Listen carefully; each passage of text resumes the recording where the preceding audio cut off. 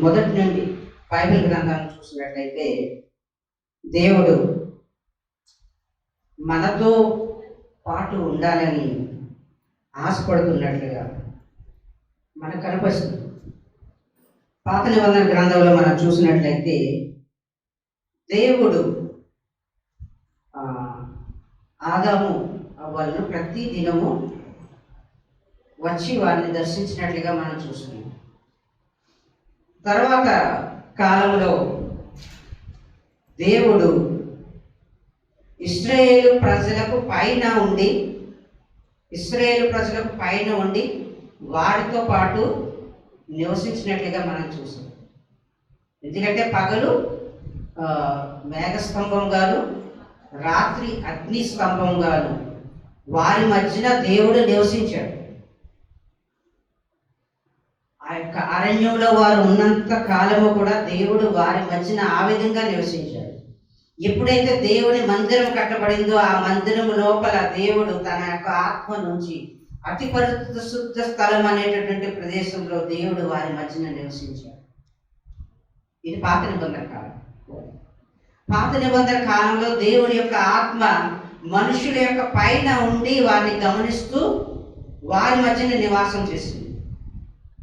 క్రొత్త నిబంధన కాలంలో దేవుడు తనే స్వయంగా తన కుమారుడిగా మనుష్యుల మధ్యన, పాత నిబంధన కాలంలో మనుష్యుల పైన దేవుని ఆత్మ ఉన్నట్లయితే క్రొత్త నిబంధన కాలంలో మనుష్యుల మధ్య ఆయన తన కుమారుడు అనగానే ఒక తల్లికి బిడ్డ, ఒక సహోదరునికి సోదరుడు, ఒక సహోదరికి సహోదరుడు, ఈ విధంగా ప్రతి ఒక రిలేషన్.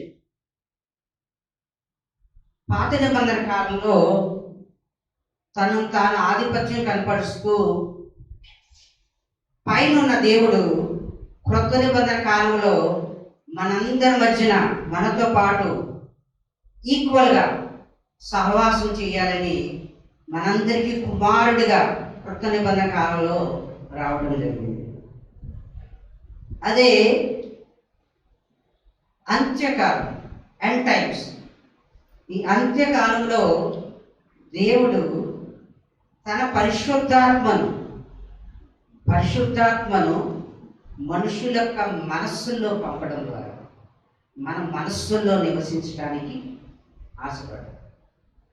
పాత నిబంధన కాలంలో దేవుడు పైనుండి మనుషులను గమనించాడు, మనుషులతో పాటు ఉండాలని ఆశపడ్డాడు.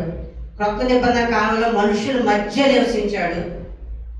అంత్యకాలంలో మనుషుల మనస్సులో నివసించాలని ఆశపడ్డాడు. సో ఈ 3 times, old testament, new testament and end times, ఈ 3 కాలంలో దేవుడు ఏ విధంగా మన మధ్య ఉండాలని అనుకుంటున్నాడు అనేటువంటి విషయాలను మనము గమనించవలసి ఉంది. అయితే మే నెల 19వ తారీఖునే పెంతుకొస్తే మన భారతదేశంలో బహుశా ఈ విషయానికి బహుశా అంత ప్రాధాన్యత ఇవ్వం. మనం పెంతుకొస్తు అనేటువంటి విషయానికి మనం అంత ప్రాధాన్యత ఇవ్వం. కానీ పెంతుకొస్తు అనేటువంటి దినమును సంఘము యొక్క బర్త్డే, సంఘం స్థాపించబడినటువంటి దినము పెంతుకొస్తు దినం. అంటే when the Holy Spirit from heavens touched the believer, the church was born. When the Holy Spirit from heavens touched the believer, the church was born. అంటే పరిశుద్ధాత్మ పరలోకం నుండి దిగి వచ్చి ఒక విశ్వాసిని తాకినప్పుడు సంఘము అనేది మొదలు పెట్టబడడం జరిగింది. Jesus is the baptizer. He baptizes the believer in the Holy Spirit. ప్రభువైన యేసుక్రీస్తు వారు పరిశుద్ధాత్మలో తన యొక్క బిలీవర్, తనని విశ్వసించేటటువంటి వ్యక్తికి బాప్తిస్మం ఇవ్వటమే పెంతెకోస్తు. సో దేవుడు తన యొక్క కార్యములను తన యొక్క విశ్వాసం ద్వారా బయలుపరచాలి అని ఆశపడుతున్నాడు. కృత నిబంధన కాలంలో దేవుడు మన మధ్య నివసించి అనేకమైన అద్భుత కార్యములు చేసి ఉన్నాడు. అనేక మందిని స్వస్థపరిచాడు. అనేక మందికి నూతన మార్గం అనేది చూపించాడు. అయితే మనుషులమైనటువంటి మనము ఆయన మీద అనేకమైనటువంటి నేరారోపణలు చేసి ఆయన సిలువకు అప్పగించి ఆయనను మన మధ్య నుండి దూరం చేసుకున్నాం. అయితే దేవుడు తన యొక్క ఆత్మ ద్వారా ప్రతి ఒక్క మనిషిలో నివసించాలని ఆశపడుతున్నాడు. పరిశుద్ధాత్మ మనల్ని తాకడం ద్వారా మనకి ఒక బహుమతి లభిస్తుంది. అదేంటంటే విశ్వాసము అనేటటువంటి బహుమతి. మనం చూస్తున్నాము, పరిశుద్ధాత్మ మనల్ని తాకటం వల్ల మనకు వచ్చేటటువంటి బెనిఫిట్ ఏమిటి అని మనం గమనించినట్లయితే, ప్రభు అయిన యేసుక్రీస్తు వారి యొక్క జననము, ప్రభు అయిన యేసుక్రీస్తు వారి యొక్క మరణము, ప్రభు అయిన యేసుక్రీస్తు వారి యొక్క పునరుత్థానము అనేటువంటి ఈ 3 విషయాలను మనం సరైన విధంగా అర్థం చేసుకోవడానికి పరిశుద్ధాత్మ అనేది మనల్ని తాకినప్పుడు మనము ఆ యొక్క విషయాన్ని సరిగా అర్థం చేసుకుని మన జీవితాల్లో మరింతగా దేవునిలో ముందుకు వెళ్తాము అనేటువంటి విషయాలు మనకు ఇక్కడ తెలియజేయబడుతుంది. ప్రభువైన యేసుక్రీస్తు వారు పునరుత్థానుడై లేచిన తర్వాత ఆయన అనేక మందికి కనపడ్డారు. అనేక మందితో మాట్లాడడం జరిగింది. ఆ తర్వాత ఆయన ఆరోహణమై పరలోకానికి ఎక్కి వెళ్ళిపోయాడు. సాధారణంగా ఒక మనిషి జీవితం ఎంతవరకు ఉంటుంది అని అంటే, ఒక మనిషి పుట్టడము, కొన్ని కార్యక్రమాలు ఈ భూమి మీద చేయడము, చనిపోవడం. ఇది ఒక మనిషి యొక్క జీవితం యొక్క గమనం. యేసుక్రీస్తు వారిని చూసినట్లయితే ఆయన పుట్టడం జరిగింది, కొన్ని కార్యక్రమాలు చేయడం జరిగింది, మరణించడం జరిగింది, తిరిగి లేవడం కూడా జరిగింది, అనేక మందిని కలవడం జరిగింది. కలిసిన తర్వాత అంతటితో ఆయన తన కార్యక్రమాన్ని ఆపలేదు. ఆయన ఆరోహణమై పరలోకంలోకి వెళ్ళాడు.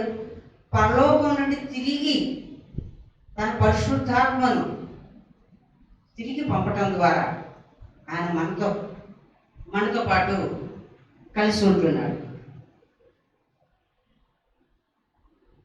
అపోస్తలుల కార్యములు 2వ అధ్యాయం మనం చూసినట్లయితే, ఆ 2వ అధ్యాయంలో అపోస్తలులందరూ కూడా కలిసి ఒక చోట కూర్చుని వారి యొక్క భవిష్యత్ కార్యక్రమం ఏమి చేయాలి అని వారి యొక్క తలంపులో ఉంటున్నప్పుడు, అపోస్తలుల కార్యములు 2వ అధ్యాయం చూసినట్లయితే అక్కడ దేవుడు వారందరి పైన తన శక్తిని కుమ్మరించినట్లుగా మనకు కనపడుతుంది. రిసీవింగ్ గాడ్స్ పవర్ అనేది ఈరోజు యొక్క సబ్జెక్ట్. దేవుని యొక్క మహిమను పొందటానికి ఏ విధంగా ప్రయత్నం చేయాలి అనేటువంటి టాపికే ఈరోజు మనం తీసుకుంటుంది. Receiving God's power. ఈ గాడ్స్ పవర్ అనేదాన్ని మనం చూసినట్లయితే, ఎప్పుడైతే పరిశుద్ధాత్మ మన మీద వస్తుందో దాన్నే మనం పెంతుకోస్తు అని పిలుస్తున్నాం. కాబట్టి ఈ సబ్జెక్ట్ నేను 5 పార్ట్స్గా చేశాను. First part the promise of Pentecost, second part the posture of Pentecost, third part the picture of Pentecost, fourth part preaching Pentecost, and fifth part practising Pentecost. So మన మొదటి భాగము ప్రామిస్ ఆఫ్ పెంతెకోస్ట్ అనేటువంటి విషయాన్ని మనం గమనించినట్లయితే అపోస్తలుల కార్యము 1వ అధ్యాయం 8వ వచనంలో ఒకసారి మనం చూద్దామండి.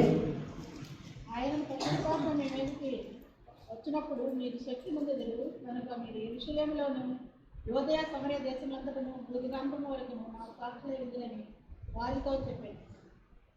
Thank you sister. ఇక్కడ మనం గమనించినట్లయితే పరిశుద్ధాత్మ వారి మీదకి వచ్చినప్పుడు యెరూషలేములోను యోదయలోను సమరయ దేశంలో అంతటా భూదిగంతముల వరకు నాకు సాక్షులై ఉంటారు. పరిశుద్ధాత్మ మన మీదకి వచ్చినప్పుడు పరిశుద్ధాత్మ మన మీదకి వచ్చినప్పుడు దేవుడు చెప్తున్న మాట మనం సాక్షులుగా జీవిస్తాం. అంతేగాని పరిశుద్ధాత్మ మన మీదకి వచ్చినప్పుడు మనం పేదవారు ఉన్నవాళ్ళు గొప్పవాళ్ళుగా మారడం, ఏ విధమైన పేరు ప్రతిష్ట లేకుండా ఉన్న వాళ్ళు పేరు ప్రతిష్ట కలిగిన వారిగా మారడం, ఇది కాదు. పరిశుద్ధాత్మ మన మీదకి వచ్చినప్పుడు మనము ఏ విధంగా మారుతుంటే we will be his witness. మనము ఆయనకు సాక్షులుగా మారుతాం. ఆయన సాక్షులుగా మారి ఇంట్లో కూర్చుంటామా? లేదు. ఆయన సాక్షులుగా మారిన తర్వాత భూదిగంతముల వరకు వెళ్ళి ఆయన యొక్క సువార్తను ప్రకటిస్తాం.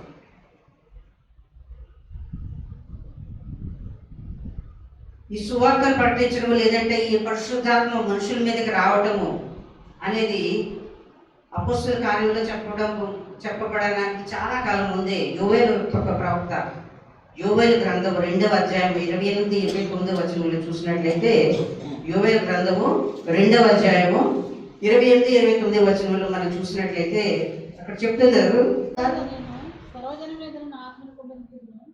మీ కుమారులను మీ కుమార్తెలను ప్రవచనలు చెప్పుదురు. మీ ముసలివారు కళ్ళ కందురు, మీ యవనులు దర్శనం చూతురు. ఆ దినముల్లో నేను పనివారి మీదను పరికత్తుల మీదను ఆత్మను కుమ్మరించుదును.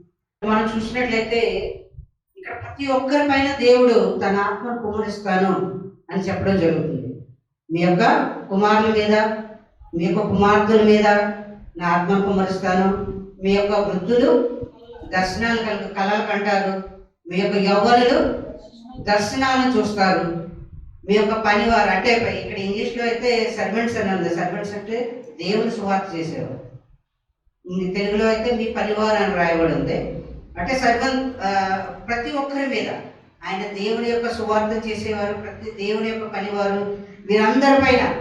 అంటే ఇక్కడ చెప్పబడింది ఏంటంటే సమాజంలో ఉన్నటువంటి ప్రతి ఒక్క సెక్షన్ పైన ఆయన తన యొక్క ఆత్మను కుమ్మరిస్తాడు, తన యొక్క పరిశుద్ధాత్మను అనుగ్రహిస్తాడు. అనుగ్రహించినప్పుడు వారు ఏం చేస్తారో రాయబడి ఉన్నది. యవ్వనస్తులు ఏం చేస్తారంటే దర్శనాలు కలుగుతారు, చూస్తారు. ముందు ఏం జరగబోతుంది అనేటువంటి దర్శనాలు చూస్తారు. వృద్ధులు కళలు కంటారు. ఆ కళల్లో బహుశా దేవుడు గైడెన్స్ అనేది మనకు అనుగ్రహిస్తాడు. కాబట్టి పరిశుద్ధాత్మ మన మీదకి వచ్చినప్పుడు ఇలాంటివన్నీ మనం చూడగలుగుతాం. ఇటువంటి శక్తులు మనం పొందగలుగుతాం. అపొస్తలుల కార్యములు 2వ అధ్యాయము 16 నుంచి 21 వచనాలు మనం చూసినట్లయితే యావేలు ప్రవక్త ద్వారా చెప్పబడిన సంగతి ఇదే ఏమనగా, అంత్యదినములందు నేను మనుషులందరి మీద నా ఆత్మను కుమ్మరించెదను. మీ కుమారులను మీ కుమార్తెలను ప్రవచించెదరు. మీ యవనులకు దర్శనం కలుగును, మీ వృద్ధులు కలలు కందరు. ఆ దినములో నా దాసుల మీదను నా దాసుల మీదను నా ఆత్మను కుమ్మరించెదను కనుక వారు ప్రవచించెదరు. Thank you sister. ఇక్కడ మనం చూసినట్లయితే సేమ్ యోవేలు గ్రంథంలో ఏం చెప్పబడదో అదే విషయాన్ని ఇక్కడ పేతురు గారు మనం గుర్తు చేస్తున్నారు. కాబట్టి పరిశుద్ధాత్మ అనేది బహుశా మనం పెంతుకోస్తు అనేటటువంటి విషయం ఏమిటి అనంటే పరిశుద్ధాత్మ మన మీద దిగి రావడం. ఈ విషయాన్ని మనం చూసినప్పుడు చాలామంది ఏంటంటే అది కొంతమందికే సాధ్యమైనటువంటి విషయంగా, దేవునికి అర్పణగా సపరేట్గా బతుకుతున్న వారికి మాత్రమే కలిగేటటువంటి విషయంగా చూడటం జరుగుతుంది. మన భారతదేశంలో అయితే కొన్ని డినామినేషన్స్ ఏవైతే ఉన్నాయో పెంతుకోస్తు అనేటటువంటి మాటను వాడటం కూడా చేయరు. మన క్రిస్టియానిటీ అనే దాన్ని చూసినట్లయితే ప్రధానంగా 3 పార్ట్స్గా విభజించబడింది. అదేంటంటే రోమన్ క్యాథలికిజం, ఆర్థడాక్స్. ఈ రోమన్ క్యాథలిక్స్, ఆర్థడాక్స్ ఈ వీళ్ళు ఏంటంటే పెంతుకోస్తు అనేటటువంటి పదాన్ని వాడడానికి ఇష్టపడతారు. ప్రొటెస్టెంట్ అంటే అనే సెక్షన్ ఏదైతే ఉన్నదో అది పెంతుకోస్తు అనే పాఠం వాడడానికి మన ఇండియాలో ఇష్టపడరు. దేవుని మందిరానికి ఎందుకు వస్తున్నాము, దేవుని ఆరాధన ఎందుకు చేస్తున్నాము అంటే ఫైనల్గా పరిశుద్ధాత్మను పొందుకోవడానికి. కాబట్టి పరిశుద్ధాత్మను పొందుకోవాలి అంటే ఏం చేయాలి? What is the posture to get the Pentecost? Pentecost అనే దాన్ని పొందడానికి మనలో ఏ స్వభావం ఉండాలి అనేది second point, the posture of Pentecost. అపొస్తలుల కార్యాలు 2వ అధ్యాయము 1వ వచనం ఒకసారి మనం చూసినట్లయితే, పెంతెకోస్తు పండగ దినములు వచ్చినప్పుడు అందరూ ఒక చోట కూడి ఉండేది. పెంతెకోస్తు పండగ వచ్చినప్పుడు వారందరూ ఒక చోట కూడి ఉన్నారు. అంటే ఒక క్రైస్తవ విశ్వాసకి కావాల్సింది ఏంటి? కమ్యూనిటీ, అందరితో కలుసుకోవడం. ఒక క్రైస్తవ విశ్వాసకి కావాల్సింది ఏంటి? సంఘం. సంఘం స్థాపించిన తర్వాత అనేక మంది ఈ సంఘాన్ని డెవలప్ చేసి ఉంటారు, వారి సంఘంలో వచ్చి ఉంటారు, వారి కుటుంబం. ఏం జరిగిందో తెలియదు, కొన్ని కుటుంబాలు ఈ సంఘాన్ని వదిలేసి బయటికి పోయింది. అది ఏదైనా కావచ్చు.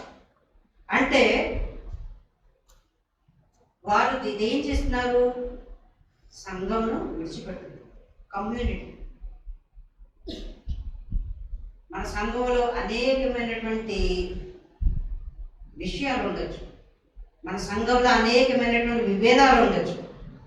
ఈ విభేదాలను చూసి మనం ఇక్కడి నుంచి పారిపోయి వేరే సంఘంలోకి వెళ్తే మరి అక్కడ కూడా విభేదాలు వస్తాయి కదా. మరి అక్కడి నుంచి నువ్వు ఎక్కడికి వెళ్తావు, మరి అక్కడి నుంచి నువ్వు ఎక్కడికి వెళ్తావు, ఎట్లా తిరుగుతూ ఉంటావు? ఈ సంఘంలో విభేదాలు వచ్చినప్పుడు ఇదే సంఘంలో నిలబడాలి, ఇదే సంఘంలో నిలబడాలి. ఇదే సంఘంలో నిలబడి ఆ యొక్క విభేదాలను పరిష్కరించుకోవడానికి తగిన మార్గాన్ని అన్వేషించారు. నాకు ఏదైనా ప్రాబ్లం ఉంటే నేను ఢిల్లీలో ఉన్నంత వరకు కూడా ఇదే సంఘానికి వస్తాను, అంతేగాని దీన్ని విడిచిపెట్టి వేరే సంఘానికి వెళ్ళి అక్కడ నేను కూర్చుని మళ్ళా దీన్ని చేయండి. అనేక మంది విడిచిపెట్టారు. సంఘం అనేదానికి కావాల్సింది ఏంటంటే ఐక్యత. మనందరం కలిసి ఉంటేనే దాన్ని క్రైస్తవత్వం అంటారు. అపొస్తలుల కార్యాలు 1వ అధ్యాయం 14వ వచనం, మీరందరూ వీరితో కూడా కొందరు స్త్రీలను యేసుకైన మరియు ఆయన సహోదరులను ఏక మనసుతో ఎడతెగక ప్రార్థన చేయించింది. ఆమేన్. కాబట్టి వారందరూ ప్రభు అయినటువంటి యేసుక్రీస్తు వారు చనిపోయిన తర్వాత ఉన్నటువంటి అపోస్తలులైనటువంటి వారు, ఆయనతో తిరిగిన వారు సుమారుగా ఎంతమంది? 120 మంది. ఆ 120 మంది ఏం చేశారండి? ఒకే చోట ఉన్నారు. ఒక్కో చోట ఉండి వారు టైం పాస్ చేయకుండా వారు ఏం చేస్తున్నారంటే continuously they are praying. Continuously they are praying. మన సంఘానికి వస్తున్నాము, సంఘానికి వచ్చిన తర్వాత ఆ సంఘంలో ఉన్నటువంటి పాలిటిక్స్ వారి దృష్టి తక్కువ పెట్టి ప్రార్థన, దేవుని మహిమపరచటం, దేవునికి కార్యక్రమాలు చేయటం, దేవునికి ఇవ్వటం, సంఘాన్ని అభివృద్ధి చేయటం, ఇది కావాల్సింది. అది దైవ సేవకుడైనా విశ్వాసి అయినా. దైవ సేవకులంతా కరెక్ట్ అని నేను అనట్లేదు, వారు మనకన్నా చాలా ఇంటెలిజెన్స్, మనకన్నా ఎక్కువ పాలిటిక్స్ చేస్తారు.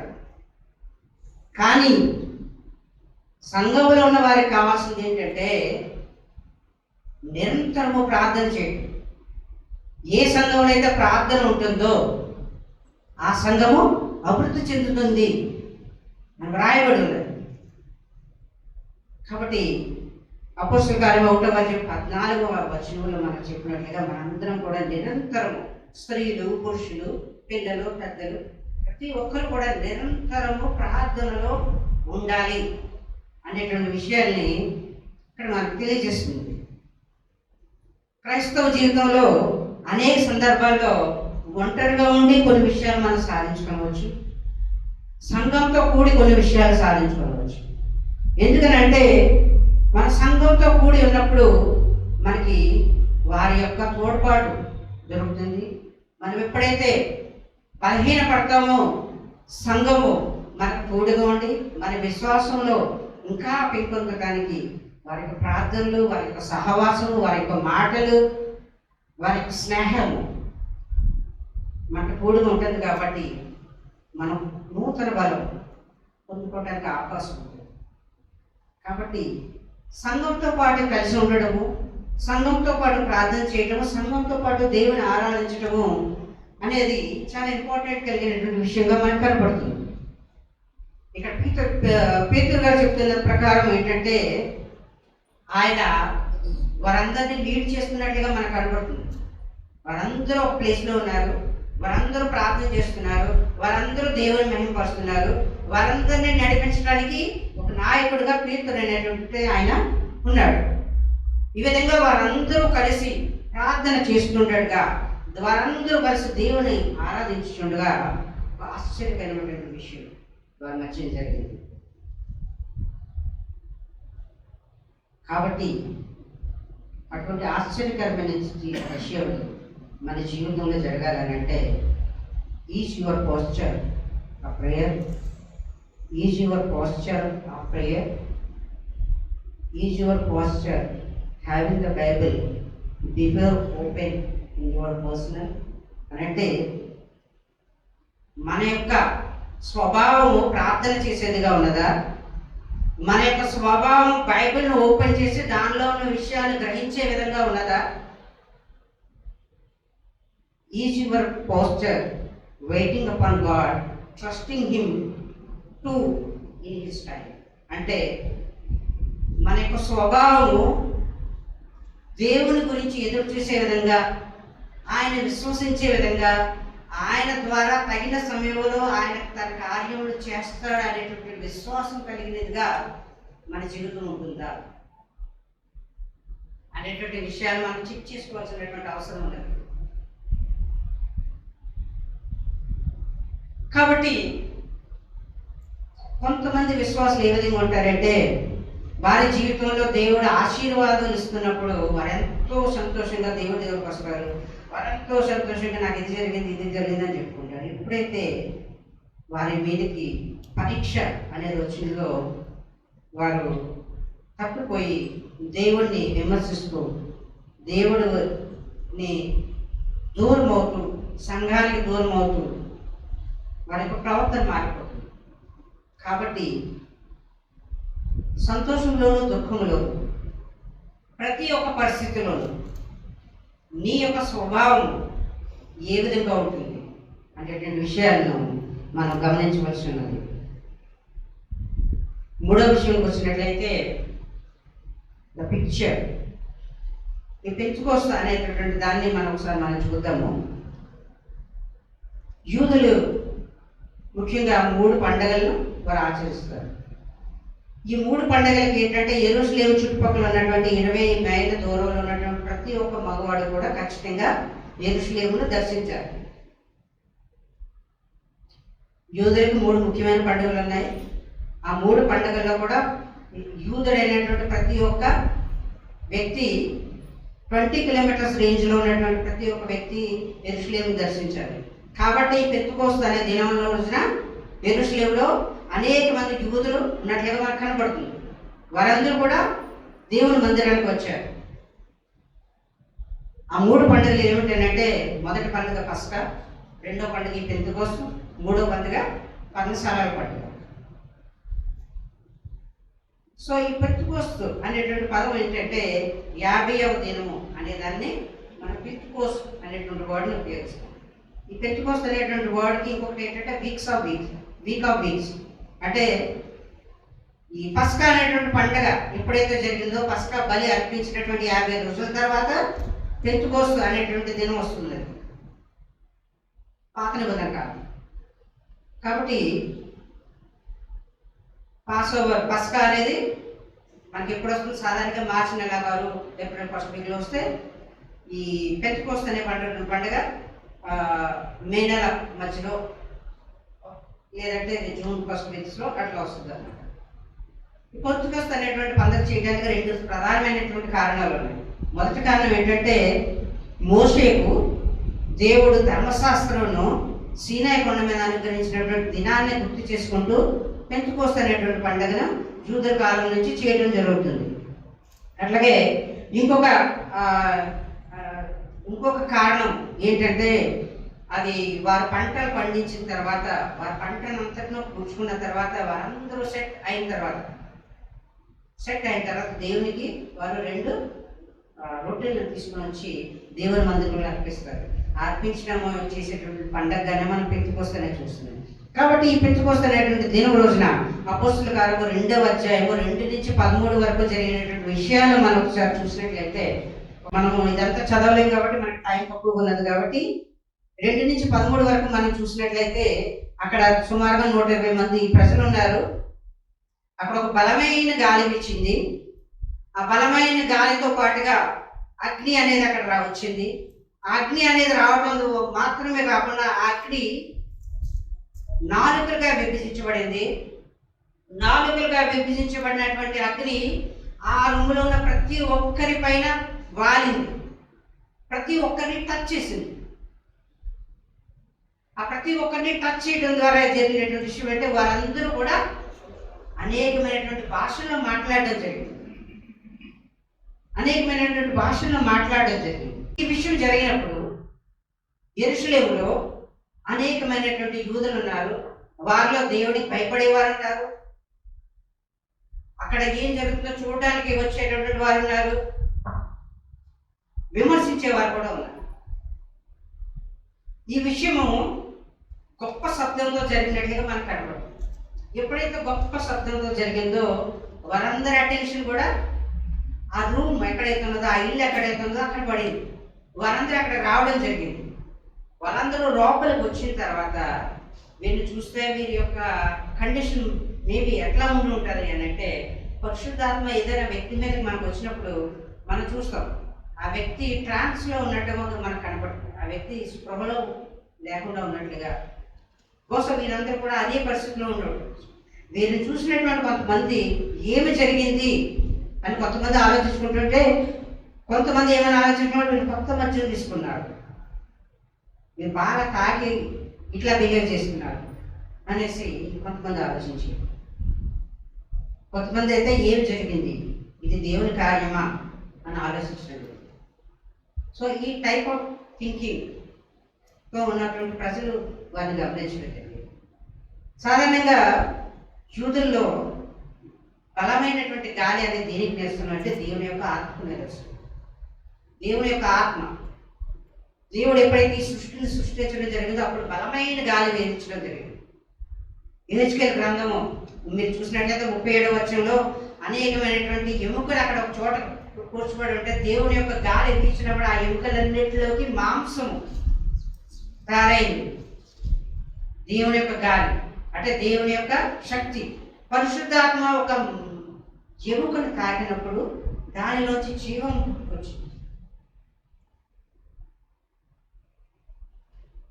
అపోస్తలుల కార్యం 2వ అధ్యాయం 2వ వచనంలో మనం చూసినట్లయితే పరిశుద్ధాత్మ వారిని తాకింది. వారు తాకినప్పుడు వారిలో ఏ మార్పు జరిగింది అని చూసినట్లయితే వారి హృదయములు దహించబడ్డాయి. వారిలో ఉన్నటువంటి అమాయకత్వము, వారిలో ఉన్నటువంటి విద్య లేనితనం అనేది పోయి వారందరూ కూడా ఫారెన్ లాంగ్వేజెస్ మాట్లాడడం జరిగింది. కాబట్టి ఎప్పుడైతే పరిశుద్ధాత్మ అనేది మనల్ని తాకడం జరుగుతుందో మనలో ఒక మార్పు అనేది జరగడం జరుగుతుంది. మనలో ఎప్పుడైతే మార్పు జరిగిందో మనము ఇతరులు ప్రేమించేవారుగా మారటానికి, ఇతరులకు ఇచ్చేటటువంటి విధంగా మారడానికి, ఇతరులను క్షమించేటటువంటి వారిగా మారడానికి, ఇతరులను క్రైస్తవులుగా మార్చేటటువంటి వారిగా మారటానికి అవకాశం ఉంది. పరిశుద్ధాత్మ మన మీదకి రావటం అనేది అది ఎంతో అమూల్యమైనటువంటి బహుమానం. కాబట్టి అటువంటి పరిశుద్ధాత్మను మనం పొందుకోవాలి. ఇక్కడ ఇంకొక డైరెక్షన్ మనం చూసినట్లయితే వారందరూ ఒకటే ప్లేస్లో ఉన్నారు. మెయిన్లీ వారందరూ they have concentrated in a single place, single point. వారందరూ ఒకటే ప్లేస్లో ఉన్నారు. దేవుడు ఏం చెప్తున్నాడు అంటే, పాత నిబంధన కాలంలో చూసినట్లయితే బాబేలు గోపురంలో ఒకసారి చూసినట్లయితే వారందరూ ఒకటే ప్లేస్లో ఉండి ఇక్కడే ఉందాం అని అనుకున్నప్పుడు ఏం జరిగింది? దేవుడు వారందరి యొక్క భాషను మార్చి ప్రపంచం నలుమూలకి వెతకడం జరిగింది. ఇదే విధంగా వీరందరూ ఏమి చేయాలి అనేటువంటి ఆలోచనతో అక్కడ కూర్చుని మాట్లాడుతున్నప్పుడు, అక్కడ కూర్చుని దేవుడు ప్రార్థన చేస్తున్నప్పుడు, మీరు చేయవలసిన పని ఒకదే చోట యెరూషలేములో కూర్చుని దేవుణ్ణి ఇక్కడ ఆరాధించడం కాదు, కానీ మీ అందరికీ అనేక దేశములకు వెళ్ళి సువార్తను ప్రకటించడానికి తగినటువంటి జ్ఞానాన్ని దేవుడు తన పరిశుద్ధాత్మ ద్వారా ఆ రోజు అనుగ్రహించి వారందరూ ప్రపంచం నలుమూలలా వెళ్ళి దేవుని యొక్క సాక్షులుగా బ్రతకడానికి, దేవుని యొక్క సాక్షులుగా ఈ రోజున నువ్వు నేను మనందరము కూడా దేవుని యొక్క వాక్యాన్ని వింటున్నాము అని అంటే దానికి కారణం ఏంటండి? ఈ యొక్క సంఘటన. ఈ సంఘటన జరగడం ద్వారా వారందరూ యెరూషలేమును విడిచిపెట్టారు, అనేక దేశములకు వెళ్ళారు. అనేక దేశములకు వెళ్ళి అక్కడ దేవుని వాక్యాన్ని ప్రకటించడం జరిగింది. అనేక మంది విశ్వసించడం జరిగింది. అనేకమైన సంఘాలు కట్టడం జరిగినది. మొదటి సంఘం, ఈ మొదటి సంఘం అనేది స్థాపించడం ద్వారా, ఈ మొదటి సంఘాన్ని దేవుడు దర్శించడం ద్వారా, ఈ మొదటి సంఘం మీద తన ఆత్మను కుమ్మరించడం ద్వారా దేవుడు ప్రపంచంలో ఉన్నటువంటి ప్రతి ఒక్కరికి తన ఆత్మను అనుగ్రహించడానికి, ప్రపంచంలో ప్రతి ఒక్క మనిషి దేవుని యొక్క వాక్యాన్ని తెలుసుకోవడానికి అవకాశం కల్పించాడు. కాబట్టి ఆ రోజున అక్కడ ఉన్నటువంటి గలీలు, పేతురు కానీ, యోహాను కానీ, మిగిలిన శిష్యులు కానీ వారందరూ పెద్ద చదువుకున్నవారు కాదు, వారికి పెద్ద జ్ఞానం లేదు. కానీ వాళ్ళందరినీ దేవుడు అద్భుతంగా వాడుకున్నాడు. నాకు ఒక పాస్టర్ గారు తెలుసు. నా చిన్నప్పుడు ఆయన చెప్పింది ఏంటంటే, ఆయన చదవటం కూడా రాదట, కానీ దేవుడు నమ్ముకున్నాడు. దేవుడే ఆయనకి చదవడం నేర్పించాడు. ఆ తర్వాత ఆయన బైబిల్ చదివాడు, ఆయన వాక్యం చెప్పినాడు. ఆ ఊరిలో ఆయన ఒక సంఘాన్ని స్థాపించాడు. దేవుని ద్వారా అనేకమైనటువంటి అద్భుత కార్యాలు మన జీవితంలో జరుగుతాయి. కాబట్టి ఆ రోజున అక్కడ విండ్ ఉంది, అక్కడ గాలి, భయంకరమైన గాలి ఉన్నది, అక్కడ అగ్ని ఉన్నది. అక్కడ అగ్ని నాలుకలుగా విభజించబడి అనేక మంది మీద ప్రారంభం జరిగింది. ఇదే మన సంఘానికి మనం అప్లై చేసుకున్నట్లయితే ఈరోజు మనందరిపైన అటువంటి అగ్ని, అటువంటి పరిశుద్ధాత్మ శక్తి మనపైన రావాలని మనందరం కోరుకుంటున్నామా అని మనం చూడవలసినటువంటి అవసరం ఉన్నది. అటువంటి పరిశుద్ధాత్మ శక్తి మన దగ్గరికి రావడానికి మనందరం ప్రయత్నం చేయవలసి ఉంది. మనం చూసినట్లయితే ఇంకా చాలా పాయింట్స్ ఉన్నది, కానీ సాధారణంగా ఎప్పుడైతే దేవుని శక్తి మన మీదకి వచ్చిందో మనల్ని మనం సాక్షులుగా వాడబడతాం అని చెప్పడం జరిగింది. ఆ సాక్షులుగా వాడబడిన తర్వాత మనం దేవుని యొక్క వాక్యాన్ని ప్రకటిస్తాం. ఆ దేవుని యొక్క వాక్యం ప్రకటించేది 4 విధాలుగా ఉంటుంది. మెయిన్లీ అదేంటంటే ప్లేన్ ప్రీచింగ్, అంటే యేసుక్రీస్తు వారు మన కోసం పుట్టాడని, మన కోసం మరణించాడని, మన కోసం తిరిగి జీవించాడని, ఆయన మన కోసం పరలోక రాజ్యాన్ని అనుగ్రహించాడని, ఇలా సింపుల్గా చెప్పడం. అది ఒక పాయింట్. అయితే సెకండ్ పాయింట్ ఏంటంటే ఉదాహరణలతో చెప్పడం, బైబిల్లో ఉన్నటువంటి వాక్యాన్ని సపోర్టింగ్ చేస్తూ చెప్పడం. అది సెకండ్ పాయింట్.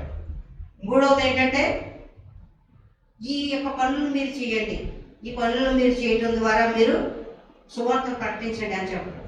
ఎదుటి వారికి చేయమని చెప్పడమే కాకుండా మనం కూడా చేసి చూపించడం. ఈ ఫోర్త్ పాయింట్. ఈ సువార్త ప్రకటించడం అనేది 4 విధాలుగా ఉంటాయి. Preaching, Pentecost. అట్లనే ప్రతి చర్చను మనం చూసినట్లయితే ఈ 4 ప్రతి చర్చలో జరిగేటువంటి బోధనలు మనం చూసినట్లయితే ప్లెయిన్ ప్రీచింగ్, అట్లనే సెకండ్లీ వాక్యాలకు సంబంధించినటువంటి ప్రీచింగ్, ఆ వాక్యాన్ని ఉదాహరిస్తూ మీరు ఇలా ఉండండి అని చెప్పేటటువంటి సువార్త, 4వదిగా స్వయంగా ఆచరించి చూపించేటువంటి సువార్త. అయితే ఈ విధంగా ప్రతి ఒక్క సంఘము నడిపించబడుతుంది. ప్రతి ఒక్క సంఘంలో జరిగేటటువంటి వాక్యము చెప్పబడుతూ ఉంటుంది. మీరు ఇంటర్నెట్లో ఒకసారి చూడండి, ఎప్పుడైనా మీకు ఖాళీ ఉంటే 4 steps to peace with God, Billy Graham గారి యొక్క స్పీచ్. ఎప్పుడైనా మీకు అవకాశం ఉంటే వినండి, చాలా మంచి స్పీచ్ అది. 4 steps to peace with God. కాబట్టి ఇక్కడ మనం చూసినట్లయితే సంఘము ఏ విధంగా ఉండాలి అనేటువంటి విషయాలను మనం గుర్తు చేసుకుని మనము ఈ యొక్క వాక్యం మనం ముగిద్దాము. ఇక్కడ అపోస్తల కార్యములు 2:37 మనం చూసినట్లయితే, వారు ఈ మాట విని హృదయంలో నొచ్చుకుని, సహోదరులారా మేమేం చేద్దామని పేతురును కడమావస్తుని అడగగా అడిగి ఓకే పేతురు మీరు మారు మనసు పొంది పాపక్షమాపణ నిమిత్తము ప్రతివాడు యేసుక్రీస్తు నామమున బాప్తిసం పొందని, అప్పుడు మీరు పరిశుద్ధాత్మను వరమును పొందుతారు.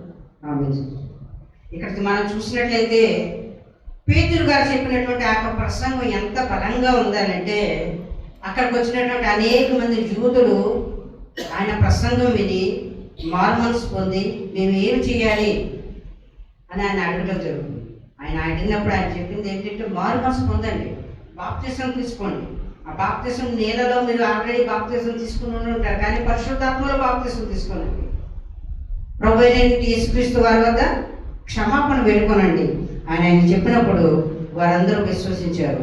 ఆ ఒక్క రోజే, ఈ ఒక్క ప్రసంగమే ఎంతమంది మనుషులు మార్చింది? 3000 మంది మనుషులు. ఒకే ఒక్క ప్రసంగం, పరిశుద్ధాత్మ శక్తి. ఒకే ఒక ప్రసంగం ద్వారా 3000 మంది మారటం జరిగింది. 3000 మంది క్రీస్తుని అంగీకరించడం జరిగింది. ఆదిమైనటువంటి అపోస్తులు మనం చూసినట్లయితే వారందరూ కూడా తమను తాము దేవుడికి అర్పించుకున్నటువంటి సంఘం. ఏదైతే బోధలు వారు చెప్తున్నారో వాటిని అన్నింటినీ ఆచరించేటటువంటి సంఘం. వారందరూ కలిసి ఒక ప్లేస్లో కూర్చుని అనుదినము ప్రార్థనలో, రొట్టె విరుచుట్లో వారందరూ భాగం పంచుకునేటువంటి సంఘం. ప్రతి ఒక్కరికి ఒక ఆశ, ప్రతి ఒక్కరికి ఒక ఆశ కలిగినటువంటి సంఘము. కాబట్టి ఆ సంఘములో అనేకమైనటువంటి అద్భుత కార్యములు జరగటం వారు చూశారు. అనేక మందిని వారు వేసుకున్నటువంటి వస్త్రములు ముట్టినటువంటి రోగులు స్వస్థపడడం జరిగింది. వారు అనేకమైనటువంటి రాజ్యాలకు వెళ్ళి ఆ రాజ్యంలో ధైర్యంగా ప్రకటించేటటువంటి ధైర్యాన్ని దేవుడు వారికి అనుగ్రహించడం జరిగింది. సంఘములో వచ్చేవారు దేవుని యొక్క వాక్యాన్ని వినటం మాత్రమే కాకుండా ఇవాంజలిజం, సువార్తను ప్రకటించడం అనేది కూడా దేవుని యొక్క విశ్వాసులకు ముఖ్యమైన డ్యూటీ అయింది. మదర్ తెరీసా మనం చూస్తాం. యుఎస్లో ఉండే ఆ వ్యక్తి ఇండియాకి రావడానికి కారణం ఏంటి? ఇవాంజలిజం, సువార్తను ప్రకటించాలనేటువంటి ఆవిడ యొక్క ఇంట్రెస్ట్. 1920 నుంచి 1920s, 30s, 40s, 50s ఈ జనరేషన్ ఏదైతే ఉన్నారో వాళ్ళందరికీ అటువంటి ఆశ కలిగి ఉన్నారు. వాళ్ళ దేశాన్ని విడిచిపెట్టారు, దేవుని గురించి వారికి ఉన్నటువంటి సంపదను విడిచిపెట్టారు. కాలినడకన అనేక దేశాలకు బయలుదేరారు. పెళ్లి చేసుకోలేదు, వారి కుటుంబాలను వదిలివేశారు. దేవునికి తమ జీవితాన్ని అర్పించుకున్నారు. వారు తమ జీవితాలను దేవునికి అర్పించుకున్నారు. కాబట్టి ఈరోజు నువ్వు, నేను, మనందరము కూడా దేవుని వాక్యం వినగలిగేటటువంటి పరిస్థితులకు మనం ఉన్నాం. కానీ నువ్వు, నేను దేవుని వాక్యాన్ని బయటికి పోయి ప్రకటించకపోవడం వల్ల ఈ రోజున భారతదేశంలో భయపడి జీవించేటటువంటి స్థితిని మనం ఎదుర్కొంటున్నాం.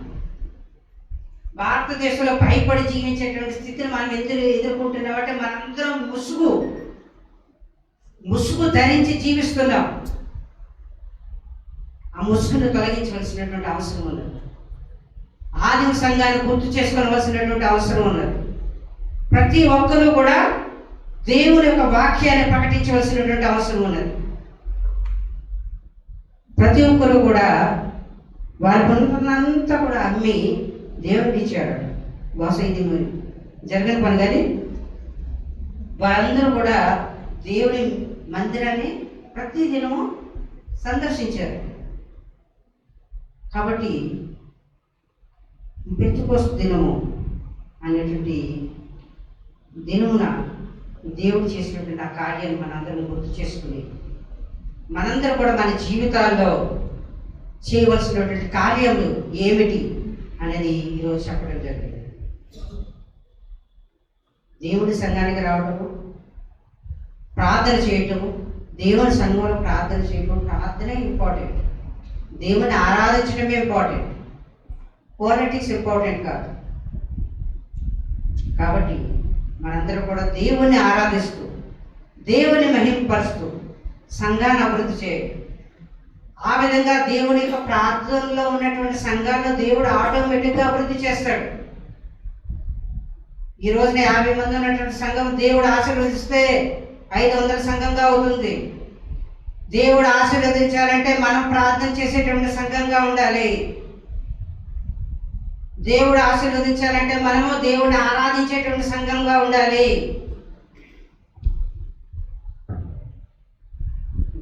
కాబట్టి ప్రతి ఒక్కరు ఈ విషయాన్ని గమనించి దేవుని ఆరాధించేటువంటి సంఘంగా మనల్ని మనం మర్చిపోవాలని మిమ్మల్ని అందరినీ వేడుకుంటూ ఈ యొక్క వాక్యమును దేవుడు దీవించుగాక. ఆమేన్.